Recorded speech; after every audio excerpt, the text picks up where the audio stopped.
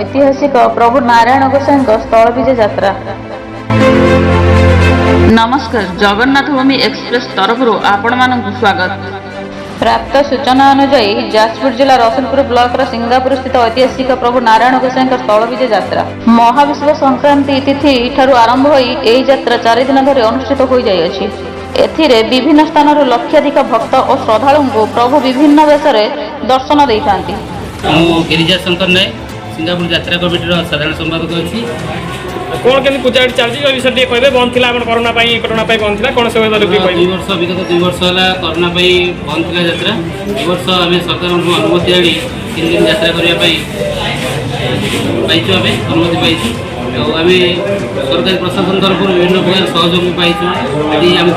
Police बाहिनी आमको यात्रा यात्रा स्थल में आईन श्रृंखला परिस्थिति श्रृंखलित दर्शन आदि को सुपरिचालना दिगरे यात्रा कमिटीर सभापति भीष्म प्रसाद रथंकर समेत कमिटीर समस्त सदस्यवृंद तथा कुआखिया पुलिस द्वारा सुबंदोबस्त करा। धर्मशाला विधायक प्रणव कुमार बलवंतराय महोदय एवं गड़मधुपुर राजजेमा अर्पनाधीर नरेंद्र सिंह महोदय जोग देइथिले। वर्षतम प्रभु मधुतीर्थ पुष्करिणी गभीर जल मध्य शयन करती।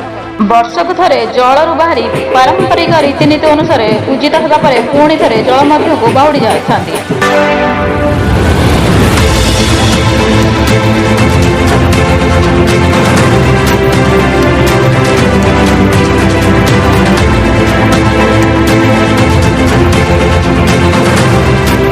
विगत 2 वर्ष धरी कोरोना कटकणा जो भक्त मैंने प्रभु को दर्शन करें केवल विधि रक्षा प्रभु जलाशय बाहरी मंदिर प्रवेश करते 4 दिन धरी मंदिर में नीतिकांत सारी पुणी मधुतीर्थ जलाशय जलशयन करते।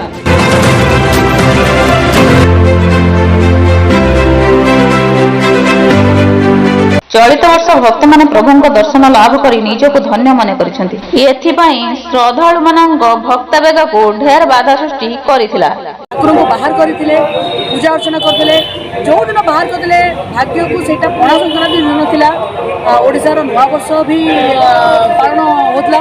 तेणु से परंपरा आज पर्यंत चली आसी। नारायण गोसाई होती गणमतपुर राज परिवार इष्ट देवता। तेणु तांकर राजा बापा उत्तराधिकारी हिसाब से मु अत्यंत मो निजक भाग्यवान माने कि ठाकुर सेवा पूजा करिवार यही सुजोगटा मत मिली। तेणु आगामी ठाकुर कौन निर्देश देवे से अनुसार ठाकुर को पूजा करवा एवं सिंगापुर गाँ उपरे ठाकुर दया एवं करुणा सदाबले रहू यहीटा ही आम कामना करवा। एवं कटकणा जो कोविड कटकणाटा द्वितीय थर न आसू कोविड महामारीटा बंद माने सरू संसार यहाँ विशेषकर आम अंचल प्रसिद्ध नारायण गोसाई सब वर्ष भली विगत 2 वर्ष कोरोना बंद थिला। वर्तमान नारायण गोसाई आम अंचल सब वर्ष लोक आग्रह जे वर्ष तमाम पानी दे दिवंती एवं केवल मात्र 3 दिन पणा संक्रांति दिन आसती और 3 दिन पर पुणी आउे पानी।